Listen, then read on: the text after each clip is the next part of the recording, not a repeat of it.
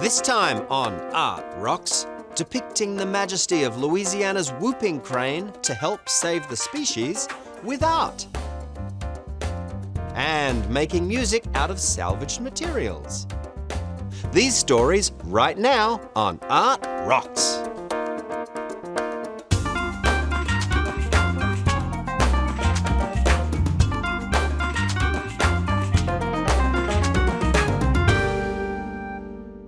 West Baton Rouge Museum is proud to provide local support for this program on LPB, offering diverse exhibitions throughout the year and programs that showcase art, history, music, and more. West Baton Rouge Museum, culture cultivated.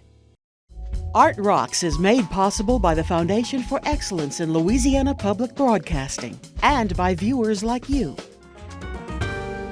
Hello, thank you for joining us for Art Rocks with me, James Fox Smith from Country Roads magazine. The Louisiana Department of Wildlife and Fisheries joined forces with local and regional artists to raise awareness of the Bayou State's critically endangered whooping crane population. The partnership worked so well that these very different groups are now considering pooling resources and talents to draw attention to other environmental concerns, from conserving more endangered species to coastal erosion. Gabe Griffin works for the Louisiana Department of Wildlife and Fisheries Foundation. Here's Gabe describing how the organization's use of art is helping educate people about the importance of protecting wildlife and the land that ultimately all of us call home. The Louisiana Whooping Crane Project has been on the ground for about 13 years now. We brought our first whooping cranes back to the state in January of 2011. We have whooping cranes in most of southwest Louisiana up to Avoyelles Parish, and we have birds out on the landscape that have mated and hatched and bred their own wild chicks. We started seeing the rise of artists in Louisiana wanting to paint these cranes. And over at the foundation, we said, well, this is a great opportunity to connect a different user group, a different audience than our typical outdoorsman to our wildlife. We decided that we would come to the table and maybe put on this gala to give a venue for this wonderful work they've done. We've got artists throughout the state of Louisiana. We had over 50 adult artists. We had over 60 pieces of adult crane art that was submitted. It was a $30 entry fee for our adults, with cash prizes. We have been blown away with the quality of artwork that we received. We've got professional artists who have taken countless hours to put these pieces together. Images with depth, lots of variations in color, just true artwork that we didn't expect to see this being our first years.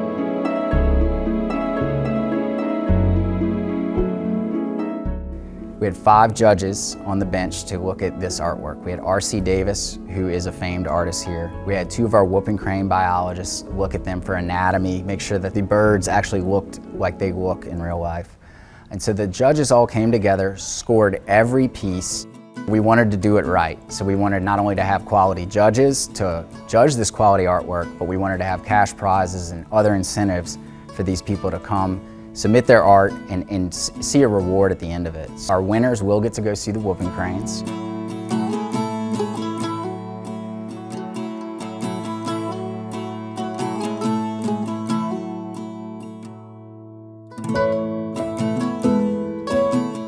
In order to see a whooping crane in Louisiana, a lot of times they're on private property. But we thought it would be really nice to incentivize our artists with our winners. They could go see the whooping cranes out in the wild.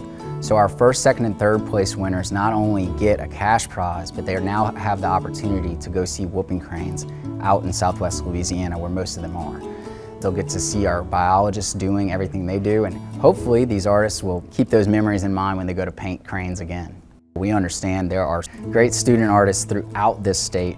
With it being our first year, we focus solely on East Baton Rouge Parish schools. If you had an art program at your school, you had the opportunity to submit your artwork. Our highest ranked school, the most artwork that came in, was from McKinley Middle. So not only did they have a winner, but because McKinley Middle had more artists submit art, they now get a visit from the Louisiana Department of Wildlife and Fisheries to their school to learn more about the cranes, really all the species that inhabit this wonderful place we call Louisiana. We had an artist reception not only for our adult artists, but also our children artists. We wanted the youth here in East Baton Rouge Parish to feel celebrated. We wanted to congratulate them on their artwork. We wanted to give them their blue ribbons. We wanted to award the schools that had the highest participants. It was a day to celebrate the artists, a day to educate not only the kids, their parents, their grandparents, and we had a way to print their artwork and put it on a tote bag, a coffee mug, t-shirt. So it was a day to celebrate our youth artists and give them a glimpse of what a real artist gala can look like. The outpouring of artists for cranes was incredible. We do have other species, we have other habitats, we have scenic rivers. We could pick a category every year and give our artists that prompt, and I do believe we're gonna start seeing this kind of outpouring. I've heard the word bio-art used. Whatever it is, crossing science, art, and in a sense, communication, right? Connecting people to these species, even if it's not with the bird in hand. We're here for that. Not everyone's gonna be out in the woods every day, but they need to know about Louisiana's species. They need to know that Louisiana's endangered species is the Louisiana whooping crane, and probably will be for some time. It is about that fusion of getting young people and artists involved in something different. We are the Louisiana Wildlife and Fisheries Foundation. Everything we do is in support of the state agency, the Louisiana Department of Wildlife and Fisheries. This was a new way for us to connect into artists, give them a platform to put their artwork out, a way for them to benefit financially, and for our foundation to benefit financially. There was a 60-40 split, 60 going to the artists, 40 going to the foundation. And so while this might not have been the largest fundraiser we ever do, the idea that we can have artists come in, they benefit, and we're getting our outreach goals accomplished. People are learning about the whooping cranes, they're learning more about Louisiana's outdoors. For a first go, this was an incredible fusion.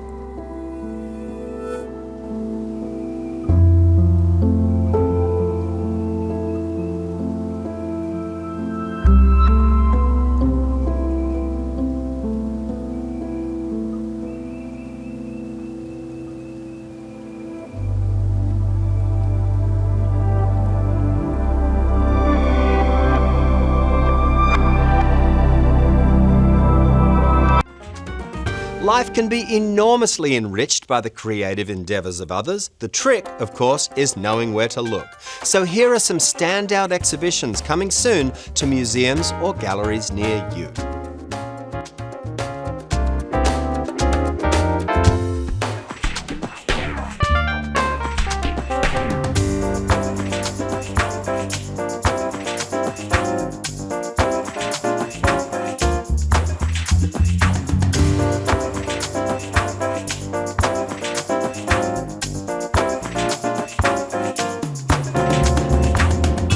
For more on these exhibitions and others, consider Country Roads Magazine, available in print, online, or by e-newsletter. To watch or re-watch any episode of Art Rocks again, just visit lpb.org/artrocks. There you'll also find all of the Louisiana segments available on LPB's YouTube channel.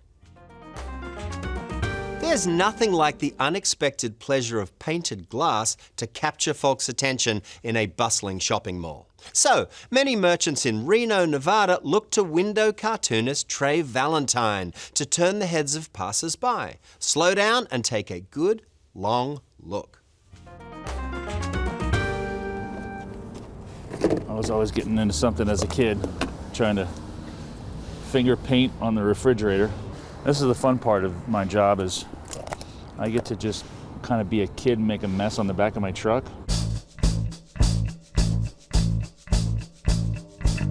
My name is Trey Valentine and I'm from Reno, Nevada. I am a window cartoonist. I paint signs on windows.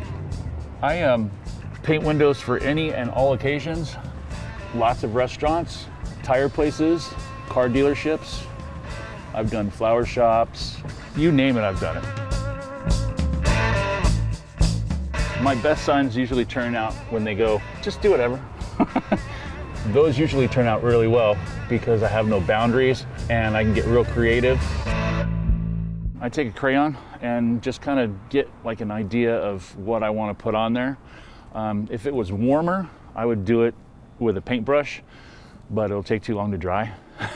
So I'll just do it in crayon, and then I'll come back with my paint and I'll start painting it, and then with my fingernail I'll etch out where my reference lines are, and you'll get kind of a weird silhouette looking thing on the window, and then I can go from there. This is a gymnasium that I'm painting today, and the client wanted all the characters to be in shape. So I put a weight in this guy's hand and gave him a little bit of muscle tone. She said she wanted a really fit Santa, so I'm gonna make them all buff. I always do the white because the paint, if you just put colors on here, you kind of see right through it and it wouldn't look really good. This kind of attaches the color to the window, gives it that nice opaque awesomeness. So most of my characters get a white outline around them to really make them jump off the window. So you see how I've kind of like left a little bit of white. I'll do a black outline inside the white. So there'll be a definite edge to him and then like a little aura around him, which will make him really pop off the window. When I first started doing this, everything was just one color. Like I didn't do any highlights or shadows or anything. And within the last couple of years, I really started to dig the whole highlights and shadows and different colors. It's a very subtle difference, but there's definitely a difference.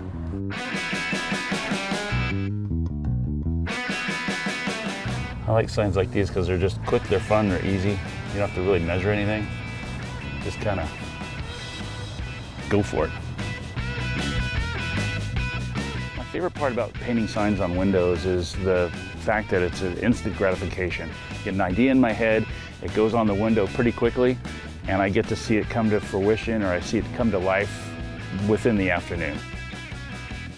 I've been doing this my whole life. I was a musician back in the day, back in the 80s, and I'd go out and play clubs all night.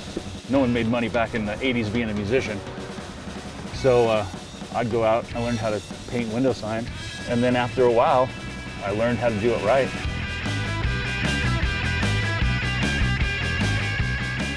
I did the office thing, you know, I was in radio for a little while, and that's all indoors. And right now it's a little tough because it's 22 degrees outside and I can't feel my fingers all the time, and I get home and I'm pretty worn out just from the weather.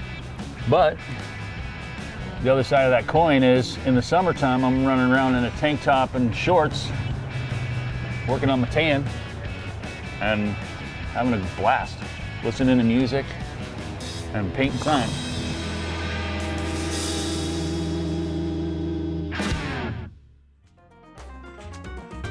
Now, come with us to Groveport, Ohio to meet artists Sandra Lang and Walter Weil.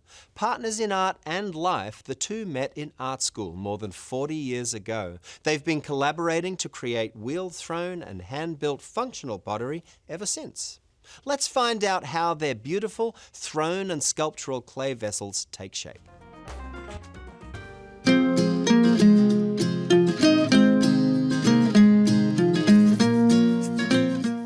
People don't see exactly what you're seeing unless you go ahead and carry it through, and that's what your job is as an artist, is to bring that, what you're seeing, make it possible for other people to see it.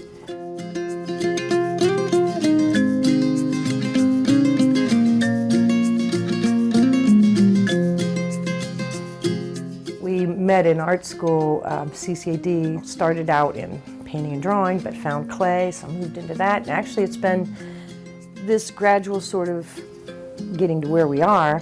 It was just I guess a natural evolution, but with always that being a goal of making our living as artisans. I went to learn to paint and draw. I met Sandy and kind of hung out with her in the clay studio. I was just sitting there talking, she was working. I should have been home doing homework or something. When we decided to do this as a business, you know, it was hard, it was a struggle. So you just make little tweaks constantly to see what's gonna sell, what's gonna keep us alive. I never thought I would be doing functional ceramics when I was in school, but it's good living.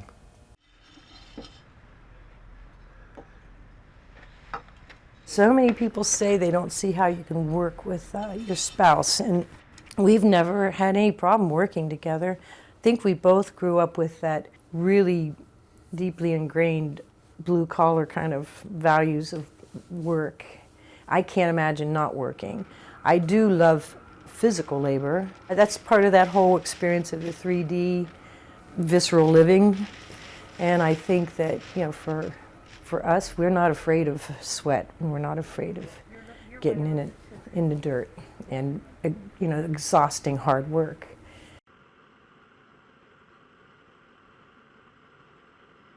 Raku's a traditional firing from Japan, which actually came from Korea. They usually take the pot out red hot and let it cool naturally or quench it. They brought raku back from Japan and were playing with it, and they were carrying pots down to a creek, and somebody dropped one of them, and they said, oh, just leave it, and they kept going. And then when they came back to it, it had smoldered in the leaves and the dry stuff and got some lusters and some cool things, and so that's where the post-fire reduction came in. So it's pretty new to ceramics. With the raku, it's the temperature of the day, the humidity, the length of time it's in the can, how hot the kiln fired to, and how long it takes to get from the kiln to the can. Just every little thing can change, and it's just so unpredictable that, you know, it's kind of cool that way.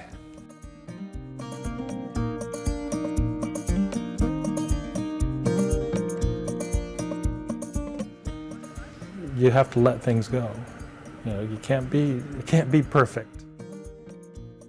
It might be, but you can't expect it to be. And you can never recreate the same thing twice. And this is just what fits into our space and what we have.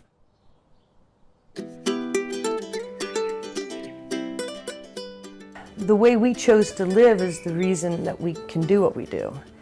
So it's so completely entwined. It's a way of living. You do what it takes to, it kind of fits together. You know, we're not big consumers. We're more likely to buy a piece of art probably than we are to go out and buy the latest and newest stuff. And so we really consider that kind of thing. And there again, the idea of pottery going into your life, it's meant to last you your life. It's not a throwaway thing.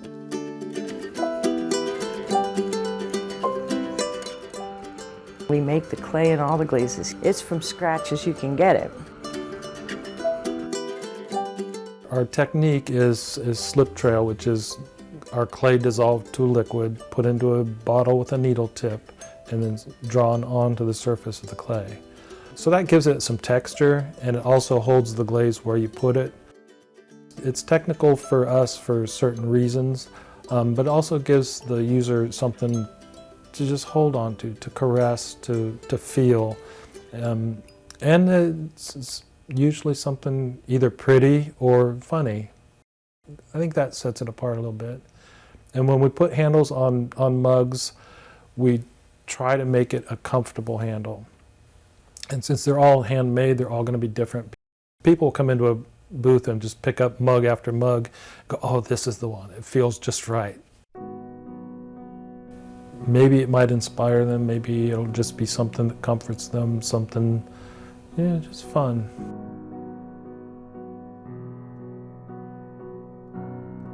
It's just such a joy to be able to pick something up and hold it and use it and appreciate it. You know, we have people will come in to a booth and say, oh, well, you know, I would buy this, but my mother's a potter. And it's like, well, we have cupboards full of everybody else's pots, and it's just so nice to have a different pot every morning to drink coffee out of.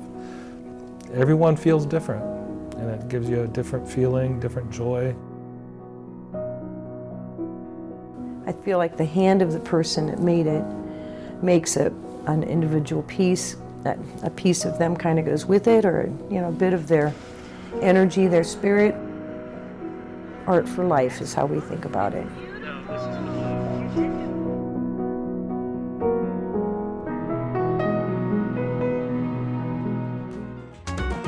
Creating beautiful, functional instruments through recycling. That's the mission of Tide Music. The company builds ukuleles and other small, portable instruments using weathered wood salvaged from the shores of Lake Tahoe, California. In 2010, Tide Music was founded by a pair of self-taught luthiers. So let's visit their workshop to see it all come together.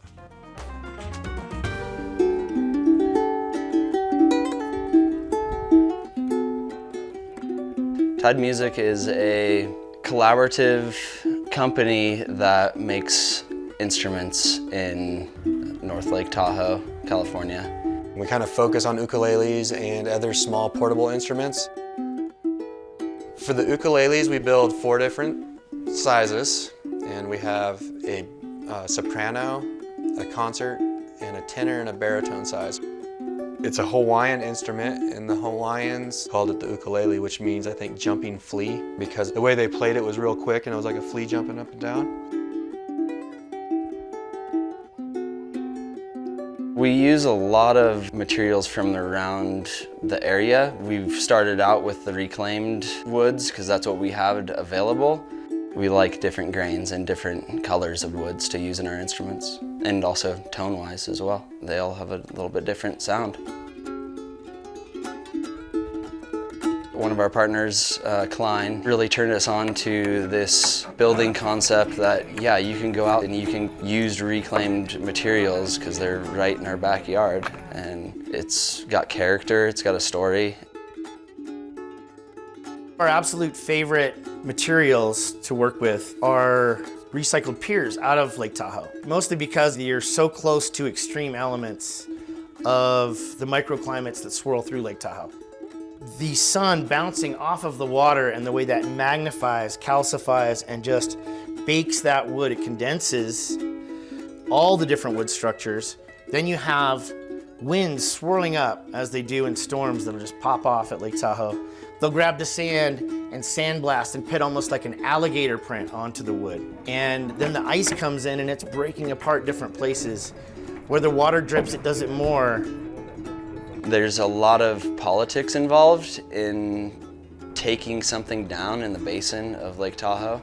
And luckily our next door neighbor right here is the pier builder on the north shore of Lake Tahoe. And so he dismantles them and rebuilds them.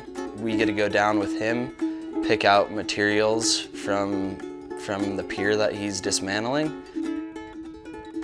We start very carefully lifting the boards off to try to keep them intact as much as we can. And we're looking to cherry pick the very most interesting, most lake-affected boards that we can. And then there's the job to stacking them carefully, keeping them from twisting. That office view, nothing like it. That's the best office. You go out there, you get to go check out material that has been weathered for years. We get to go experience these old piers that are falling apart, and they're reborn into an art form that we're like looking for different, knots and different textures and different materials to use. I mean, we even use some of the nails. Those aren't all going into the trash. There's so many things that you can think of. Your mind kind of is like, what am I gonna do with this material? Let's make something special, and it's a full-on story. Some people have been on that pier before. I think the most successful pieces we have are when we find those pieces that show the reclaimed or the rough edge, and then we put that into an instrument. So someone does know when they look at that, they're like, okay, that's an ukulele, but why does it look like it's kind of chipped up, or how did that happen? And when someone looks at one of our instruments and can instantly recognize that, yeah, that came from an old piece of wood, an old barn, an old pier, old whatever, I think that's a pretty successful piece of art. A lady that came up to us at the Reno Ukulele Fest fell in love with one of our reclaimed instruments, and we told her the story about it being from a Lake Tahoe pier, and that's what really touched her heart, and she walked away with that ukulele that weekend because her mom used to live up in Lake Tahoe, and that's what sold the instrument to this lady, was because it brought up childhood memories and thoughts of her mother.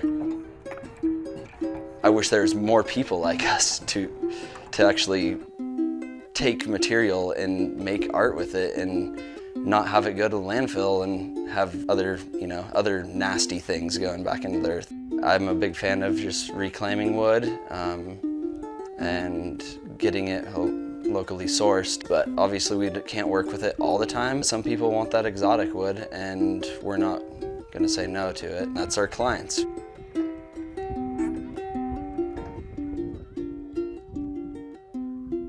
There's a lot of reclaimed materials that people are using, and I'm just stoked to be a part of it, and I'm excited to build more instruments out of it.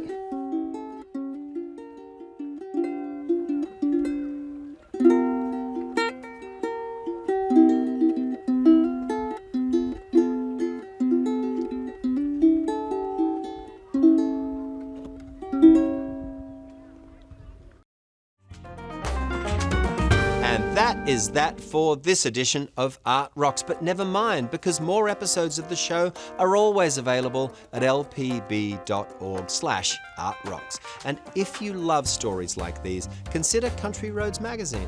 It makes a vital guide for learning what's taking shape in Louisiana's cultural life all across this state. So until next week, I've been James Fox Smith, and thanks to you for watching. West Baton Rouge Museum is proud to provide local support for this program on LPB, offering diverse exhibitions throughout the year and programs that showcase art, history, music, and more. West Baton Rouge Museum, culture cultivated. Art Rocks is made possible by the Foundation for Excellence in Louisiana Public Broadcasting and by viewers like you.